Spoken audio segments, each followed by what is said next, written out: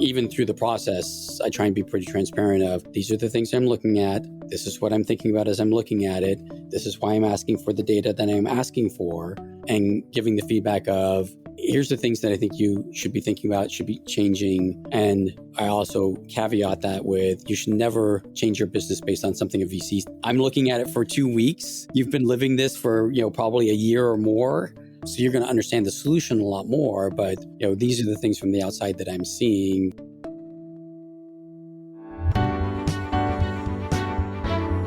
You are listening to The Sure Shot Entrepreneur, a podcast for founders with ambitious ideas. Venture capital investors and other early believers tell you relatable, insightful, and authentic stories to help you realize your vision. Welcome to The Sure Shot Entrepreneur. My guest today is Steve Pretre. He's a partner at World Innovation Labs. He has been a founder, he's been an investor, and he's been in the Silicon Valley for many, many years. So we're going to ask him about his journey. How did he become a venture capital investor? And now that he is wearing a hat as a VC, how does he look at founders and startups? What advice does he give to founders based on his own experience as a founder? And what gets him excited? What kind of topics does he invest in? Steve, welcome to the Sure Shot Entrepreneur.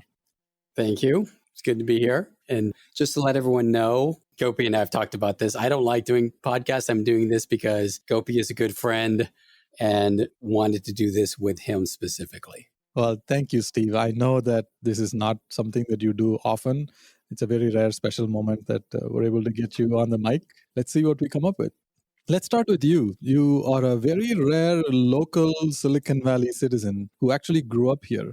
You never left to go anywhere else. You actually built your entire career and life here, I did. Right? Yeah. So I was born in San Francisco, went to high school in Half Moon Bay, and was the fourth kid ever to go from Half Moon Bay High to Stanford, and knew the other three people who'd gone just a few years before me. So all four of us were there at the same time. So it was kind of an interesting experience going from what then was a farming and fishing community and into a place like Stanford. Let's start with the early career. Like, what got you into the world of technology and what was your journey in the beginning? I mean, obviously growing up in the area, it was something that I'd seen growing up, Steve Jobs founding Apple. That was all happening as I was growing up in the area. But it was an interesting first startup I did was actually in insurance. RMS. At RMS. Came in, was the founder there. He and I actually lived in the same house on campus undergrad for a couple of years before he graduated and founded RMS. His father was the chairman of the civil engineering department at Stanford, which is where some of the early research that had built that technology came from.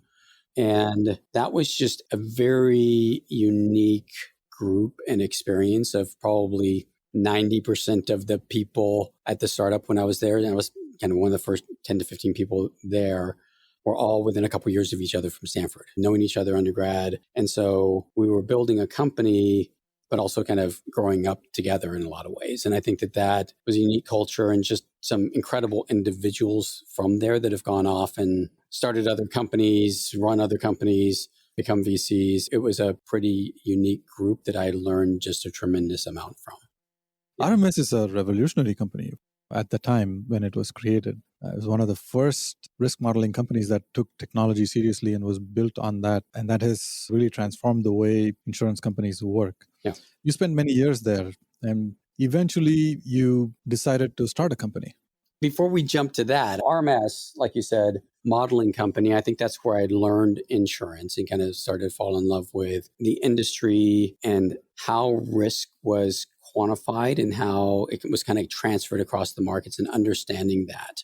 And RMS was pretty unique, but it also was one of those of timing is right to where as the company started, bad things happened, which were good for the company in that, within a few years, you had Hurricane Andrew that came through, almost kind of wiped out half the industry. And then you had both Loma Prieta and Northridge earthquakes. And I think that those events were just a wake-up call for the entire industry that made them realize, okay, we've got to figure out better ways to manage and model risk. And we can't do it the traditional means. Actuarial data does not help us do that. And so it forced an adoption of a new model of doing this. And so the company was in some ways lucky to be right place, right time with a solution that was desperately needed. And so learned through that.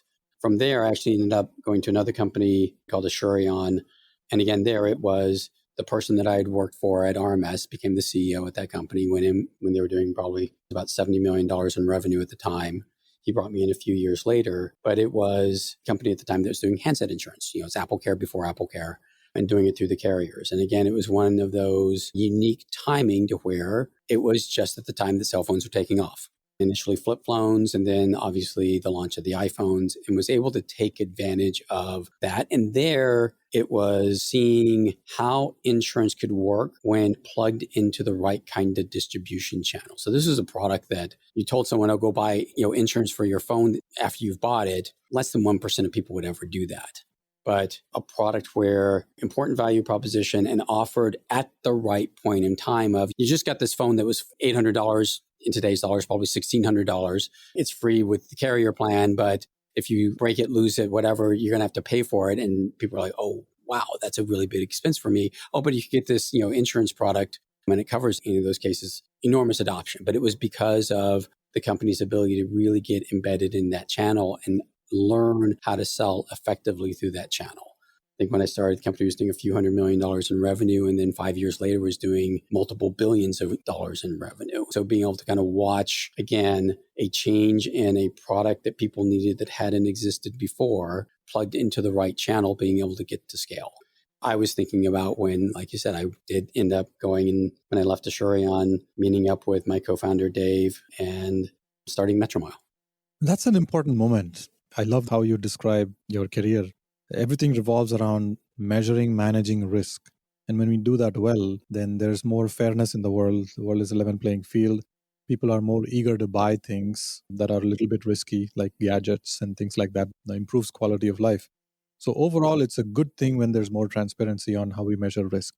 Metromile was a pioneer. You were a pioneer in the InsurTech world when all of this was brought into the world of insurance. Technology had never really touched the world of insurance in such a significant way until then.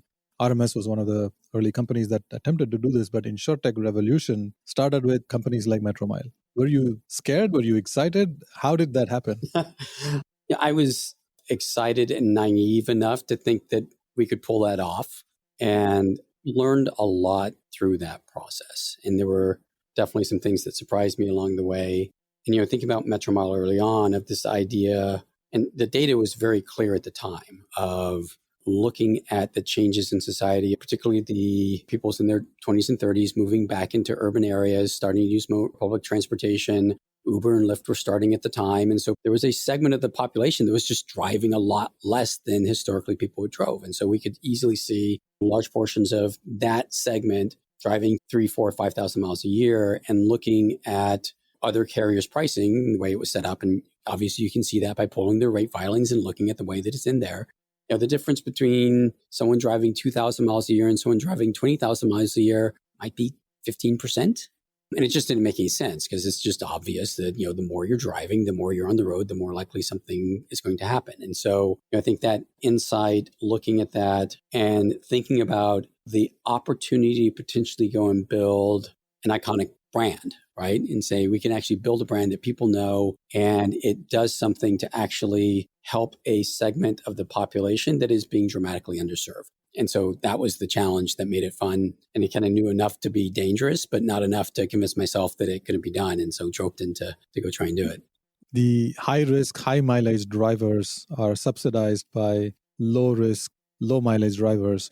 And that's not fair. It would be good to put a cohort of high mileage drivers who are priced differently and low mileage drivers who are priced differently. That would be the right thing to do. And that's what you wanted to bring to the world. Absolutely a fantastic brand that is built over the years. And I would call it a great success story. But the story hasn't played out exactly like how it could have. The potential was far more amazing. What happened? I think there were... The company went IPO. It did. And I think there were a number of things that definitely learned along the way. One of the biggest ones, when I look at companies now on the other side, the direct-to-consumer model with insurance is hard, particularly when you're not at scale like a Geico and a Progressive and others. And even though we built a great brand, built a great product, delivered great service, and I'll credit Dan, who ran the company through the IPO, for just doing a tremendous job to do that. And I was talking to him a couple weeks ago and told him, every time I talk to a founder, half the time they're like, oh, I'm a Metromile customer and I had this and this had happened and it was an amazing experience. And wow, you guys did a really good job. And that's a reflection on him and the job he was able to do. And this is not just a Metromile thing, but thinking about insurance. And a couple of adages that people always use of insurance is sold, not bought. And the idea that if you look at the vast majority of insurance products, people buy when they're forced to buy them. They're not buying them as a discretionary purchase. So you buy auto insurance because you're required to have it to be out on the road. You buy homeowners insurance because your mortgage provider requires that you have it. There are a few life insurance and a few other categories where it is a discretionary purchase, but in most of the cases, it's something that people aren't going out and shopping for. People aren't excited to go buy. And even like looking at the Asurion model, where left to their own devices, less than 1% of people would buy that product, but offered the product at the right point in time. It's paired with another transaction I'm doing. It fits with that. There's a value proposition. I understand it. More than half the people are going to buy the product at that point. And so looking at with Metromile, the challenge of going direct to consumer, trying to build a brand, and just trying to get people to engage even with a value proposition that was obvious for them. I'm driving less, I should save more. This is a perfect product for me. It's just harder to get people to switch than I would have anticipated going in. I think that was one of the lessons learned. The other lesson learned was certainly think about insurance and the regulatory environment.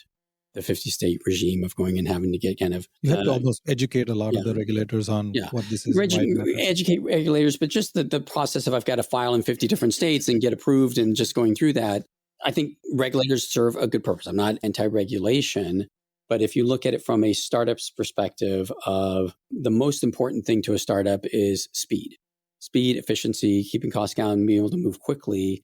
And just that process of I've now to go, and I've got a 3 to 6 month process that I've got to repeat 50 times before I can get in all 50 states is very debilitating.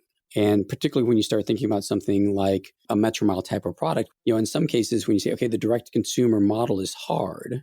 Well, your alternative is to partner with bigger people where you can go through channels and sell. Well, if you're going to a large partner that is operating in all 50 states, you're saying, well, I can only offer this in 10 states. That doesn't work. And so I think that regime, as much of a consumer protection and other benefits that's provided for a startup, it was harder and more of an issue than I expected it to be starting out. I thought, it'll take time, it'll take perseverance, but just kind of think that friction was challenging. Now, you are the co-founder and first CEO of Metromile. Mm-hmm. Congratulations to you for achieving what Metromile has achieved so far. You got the attention of all large insurance companies to take a look at technology more closely. GPS, telematics, and various other things for auto, but every other aspect of the insurance world is now closely paying attention to technology. Another thing that also happened was startup founders felt like, oh, there's a huge opportunity here that I could actually build an InsurTech focused company focusing on an industry that's largely sleepy with very little R&D.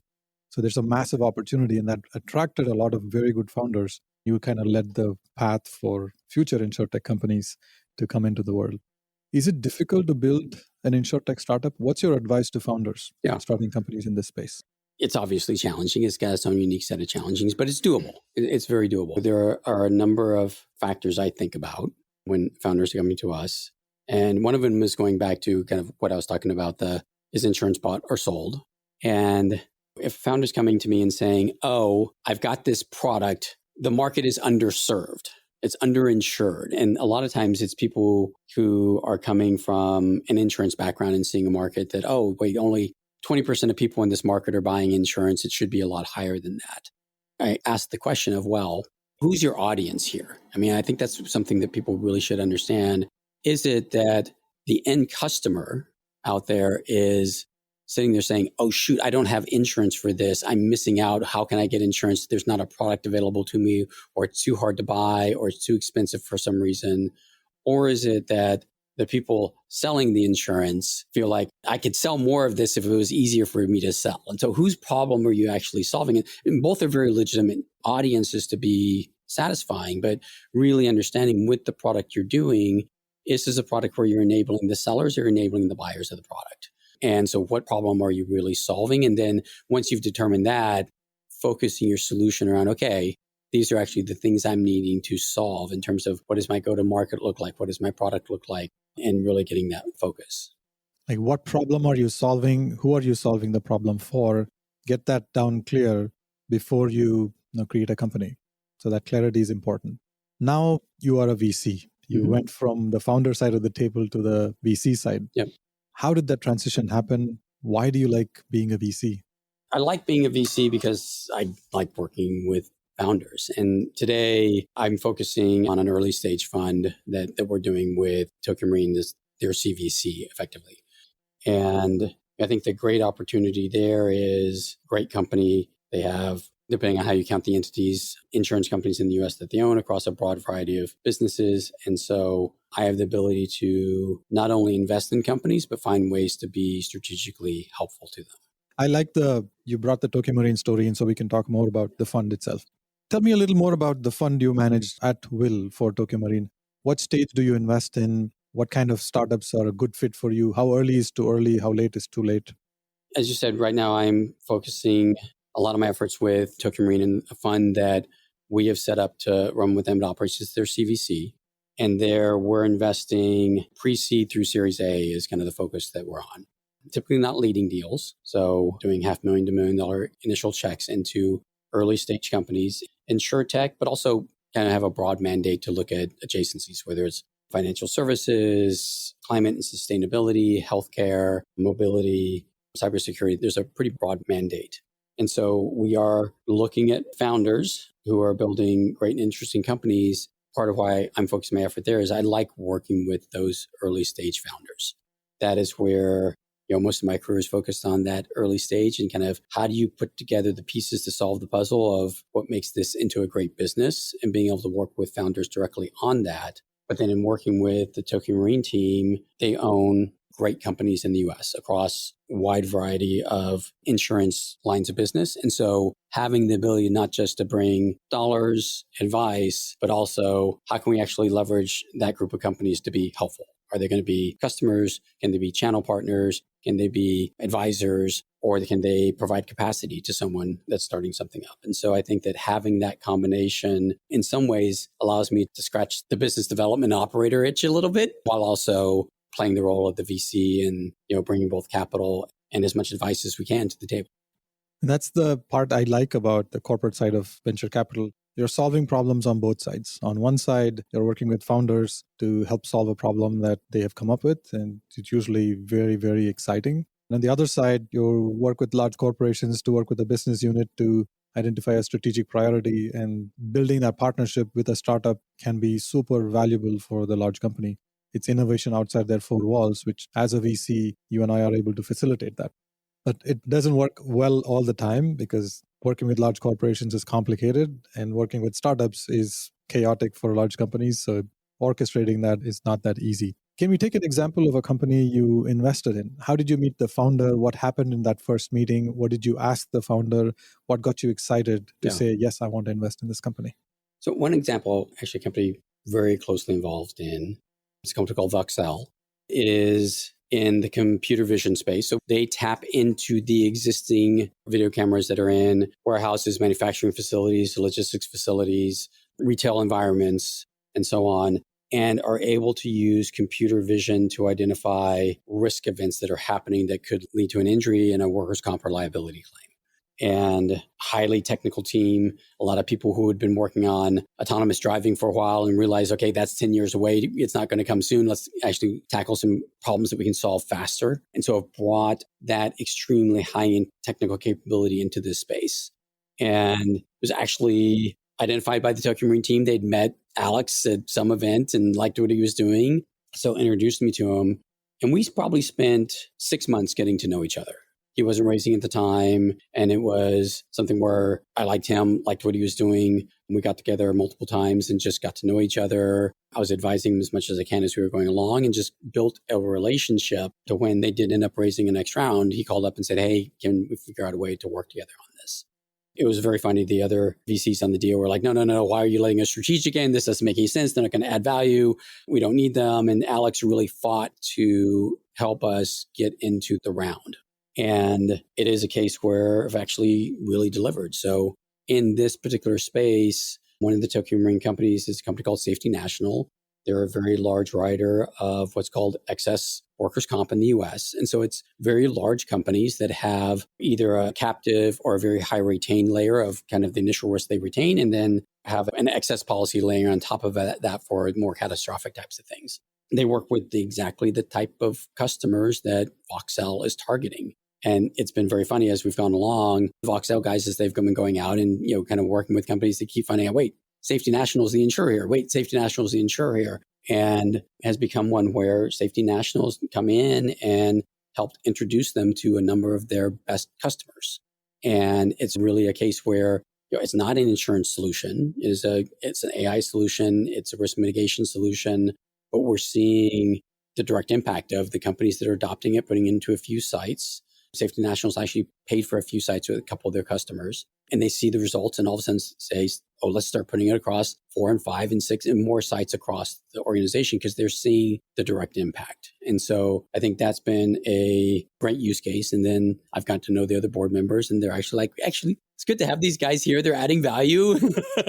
And so it's just been one that's worked out really well. But it was a case of, like any startup, get to know the founder, build a relationship, see where we can add value, and then over time become an investor. And we've been in a case of getting in initially and then, adding to that investment as we move forward and increasing our stake in the company based on the success we're seeing on both sides of that relationship. And that's the way we like to see it work. Now, there are many things I want to pick up on here, but let me highlight this. It's shocking for large companies when they hear that, oh, startups don't want us on their cap table. They get offended often that we're a big brand. We've been around for decades and we are very well respected. We are so popular. How could you not want us? But in the startup world, it often comes down to the partner that's doing the deal, and your relationship and your personal reputation in the world got the fund on the cap table. And everything followed through, and the strategic partnership has actually worked out really well for both sides. It's great to see that success story. Yeah. And it's a combination. In this case, Tokio Marine is a great global brand, and with great brands in the US and in other countries. But I think there is a skepticism with CVCs, with the large corporates doing strategic investments of, can you actually deliver on the value that you say you're going to? And more often than not, that they don't. And so I think one of the keys is make sure that you're delivering on some of that value. And one of the lenses I've been putting in place is, okay, let's work together on a POC for 6 months and see if there's a strategic relationship and then do an investment, because that process doesn't work. That's torturous for founders. That's torturous for founders. It doesn't work. It's not the way you can get into good rounds. And so we want to move fast and kind of have a decision-making process that's 2 or 3 weeks, but definitely putting the lens on, particularly with the early stage investments, of not what strategic value can we extract from having done this deal, but is there a way for us to add value quickly? There's a company called Careful that we invested in. It's actually doing financial services for an aging population. So they are looking at, as people get older, how do I start putting the right financial safeguards around their assets? And so it's some specific fraud detection. There's the fraud vectors in that population are different than others. So doing some specific fraud detection for that sector, and then looking at how do we give the tools to that aging person that allows them to start giving transparency and then transitioning responsibility as needed to the next generation. And so it's building an important financial stewardship capability that, as many of the populations around the world are aging, need. And it's a major stress for families. I've got an aging adult, I'm the financial steward for them. How do I do that in the right sort of way? And so important product, not necessarily something that we're aligned with in the US, obviously working to help them here, but it's one where we look at it and say, well, as challenging as that problem is in the US, in Japan, it's an even bigger challenge. The population is older, and it is a product where when the time is right, we're looking at it and saying, we can learn a lot now in terms of what services need to be delivered to that population.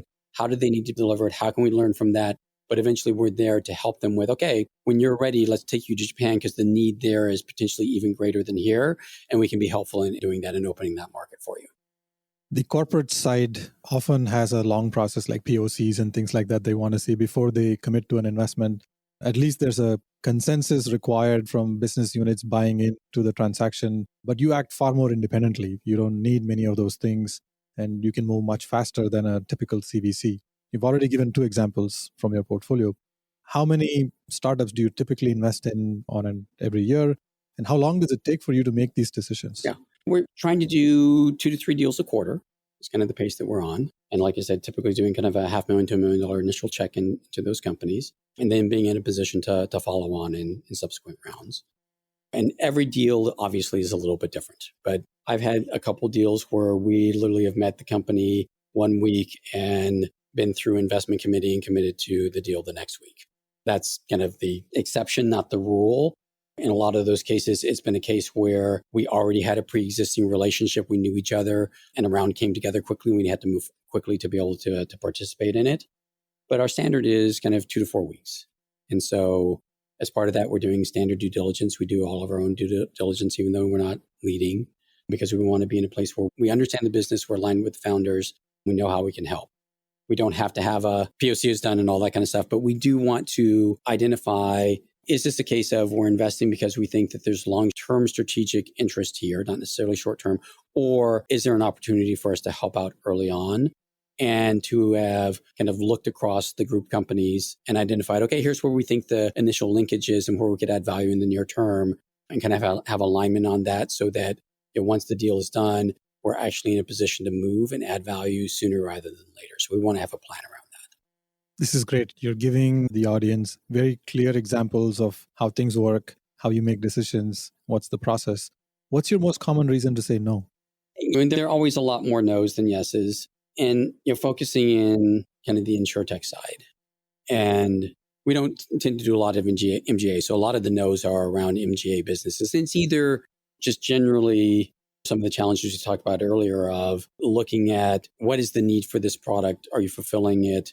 What is your go-to-market channel? Are people really going to buy through that channel or not? And so I think that there's a lot of challenges there. There are cases where on an MGA, if it's in a line of business where Tokio Marine is very active, we don't want to invest in something where there's a potential conflict. And so those are generally the most common. On the other companies where we do look very heavily at people that are providing solutions to insurers. So are you going to lower operating costs? Are you going to help with claims? Are you going to be a solution that is data that helps with better underwriting decisions? Is it something that could be used in risk mitigation across the business? There are a variety of different things that we look at there. I, having been a founder, tend to get excited about businesses very quickly and see the potential. And actually some of the people on my team I work with often tease me of, you often imagine what the business could be versus what it actually is. And so I am very prone to that. And so we do very much look at, okay, let's really understand this business and how it's being run. And so looking at things like the go-to-market, how efficient is the sales team? Are you actually building a sales team where there's a repeatable process there? And obviously that's a little bit more mature company. Is this product really differentiated relative to other things that are on the market? And particularly a company that is selling into insurers. The challenge there is that's a long sales cycle. Have you figured it out? Do you understand how to actually sell product, technology, a solution into an insurance company and be successful at doing that? And so those are the things that we really start looking at. Do we feel that this is the team that can execute against something in a market that is challenging and takes just a lot of perseverance? And I see that you do a lot of due diligence on your own, even though you don't lead deals. But that level of depth of analysis that you do, I can see, and how you form conviction. So it's not dependent on someone else telling you that it's a good deal. You form your own conviction. I can see that. And I can see why sometimes the answer could be no, when some of this analysis doesn't give you the answers. It helps you form that conviction. I'm not always the best at this. If we do say no, I try to, having been the founder, give the feedback as to why. And even through the process, I try and be pretty transparent of, these are the things I'm looking at. This is what I'm thinking about as I'm looking at it. This is why I'm asking for the data that I'm asking for, and giving the feedback of, here's the things that I think you should be thinking about, should be changing. And I also caveat that with, you should never change your business based on something a VC tells you, because I'm looking at it for 2 weeks. You've been living this for probably a year or more. So you're going to understand the solution a lot more, but these are the things from the outside that I'm seeing. And part of that is working with the founder to understand, and the reason we do the diligence is we want to understand this business, because we want to be coming in as a partner and making sure that we're aligned together on, this is what we see as the challenges in the business, because no business is perfect. And here's the things that we think we need to execute against to be successful. And are we aligned on that? Because I don't want to do an investment and then I see things differently, and then that's just not a positive relationship. There are going to be challenges. Do we think about them the same way? Are we going to attack them the same way? Are we going to be aligned on how to work together to solve the problems that are inevitably going to come up? Steve, you're such a passionate founder. I understand the venture industry is changing. There are a lot of new types of VC firms being formed. But do you ever feel like, I want to get back into the game as a founder? No. And, I've done 6 or 7 startups over the course of my career. And one of the reasons that I wanted to be on this side of the table is I realized I actually really like kind of the problem solving of what's this puzzle and how do you put it together, and really enjoyed kind of the earlier stages of a company of kind of solving those puzzle pieces and getting something actually working versus I'm going to spend the next 10 years scaling this thing. And so, being on this side of the table, it allows me to satisfy a lot of that intellectual curiosity of, every company that I see is a new puzzle to try and figure out, okay, well, how is this thing working? And just enjoy doing that. So the diligence process, I often think about is, hey, this is a puzzle solving process. Let me understand this business. I'm excited about it. Let me see how it's working. Let me understand the issues associated with it. And being able to not just be doing one thing, hey, I can look at 10 things a week. And I think that intellectual stimulation in both, that's the selfish side of why I want to be on it, is doing that. But I've done this for a long time, and can I add back and provide value to the next generation of founders that's coming along and trying to build their business and help them accomplish the things that they're trying to accomplish. You do have a lot of wisdom and a lot of experience based on your own personal decisions that you've made for the companies that you've been with. And all that knowledge can be useful to founders in the next generation. We're coming towards the end of our conversation, and I want to ask you about your community involvement. Is there a nonprofit organization you are passionate about? Which one? My wife and I are actually, it's more her. So my wife, Tina, I give her all the credit for this. Very involved in the youth running community in the area. So she in particular runs a program for elementary school and middle schoolers around track and cross country. And so typically 40, 50, 60 kids a season that she's helping kind of learn about running. And a lot of it is not focused on how competitive you can be, but kind of learning life lessons around perseverance, community, coming together, healthy lifestyle, that she's done some tremendous work around. Just helping kids find something that they can do and feel proud about, particularly as they're coming through middle school, which can be difficult, and getting into high school, and kind of giving them oftentimes a community they can go to in high school and feel a part of, and having that be part of their experience. And so she's developed that over the years, and it takes a tremendous amount of time and effort. And she's actually created some great results. She's probably had 8 to 12 kids at this point that have kind of come through that, gone into high school, and then gone on to run in Division I programs around the country. And so we're often giving back to that community, spending a lot of time on that, particularly her, like I said. And then our kids have come through that and gone off as well. And so we support the programs that they're now in college quite a bit. So she runs a program called Woodside Wildebeests. They were trying to come up with a W since we were operating out of Woodside, and they discovered that the wildebeest is the fastest W animal in the world. So they came up with it. And my son, who was, I think, about 8 years old at the time, came up with the logo. And so they have quite the cute branding that they've put together over the years. And he's now running at Cal. And so kind of taken some of those early experiences and turned it into something that has led him to hopefully great places in life. Steve, thank you very much for spending time with me. Thank you for being candid. And you don't do these type of interviews often, so it's a very special moment for the world to hear your voice. Thanks for sharing stories based on your own personal experiences. I look forward to sharing your nuggets of wisdom with the world. Well, thank you for having me. I appreciate you taking the time with me as well. Thank you for listening to The Sure Shot Entrepreneur. I hope you enjoyed listening to real-life stories about early believers supporting ambitious entrepreneurs. Please subscribe to the podcast and post a review. Your comments will help other entrepreneurs find this podcast. I look forward to catching you at the next episode.